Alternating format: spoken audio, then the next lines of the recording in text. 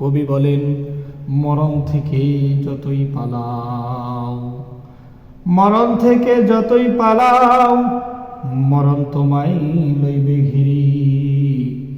যদিও সুদূর আকাশ পানে, পালাও লাগাই সেথাই সিঁড়ি। মৃত্যু থেকে পলায়ন করে কেউ বাঁচতে পারবে না। মৃত্যু আপনার আমার নাগালের ভিতরেই থাকবে। মৃত্যু থেকে আমরা কেউ পলায়ন করতে পারবো না।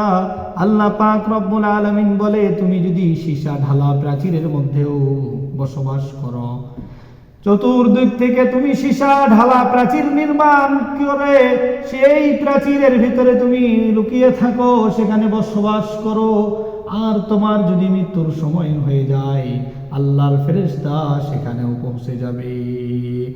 আল্লাহ পাক রব্বুল আলামিন বলেন, ওয়ালিকুল্লি উম্মাতিন আজাল ফাইদা জাআ আজালুহুম লা ইস্তাখিরুনা সাআতান ওয়া লা ইস্তাকদিমুন। আল্লাহ পাক রব্বুল আলামিন বলেন, পৃথিবীর প্রত্যেকটা প্রাণীর একটা নির্ধারিত সময় রয়েছে। প্রত্যেকটা প্রাণীর আল্লাহ পাক রব্বুল আলামিন একটা নির্ধারিত সময় নির্ধারণ করে রেখেছেন। আল্লাহ পাক রব্বুল আলামিন বলেন, মানুষের ওই নির্ধারিত সময় যখন হয়ে যাবে, লা ইস্তাখিরুনা সাআতান, আল্লাহ পাকের ফেরেশতা 1 মিনিট 1 সেকেন্ড একটা মুহূর্তও বিলম্ব করবে না।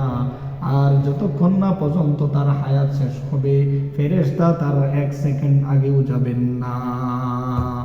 মৃত্যু থেকে পলায়ন করার কোনো সুযোগ নাই।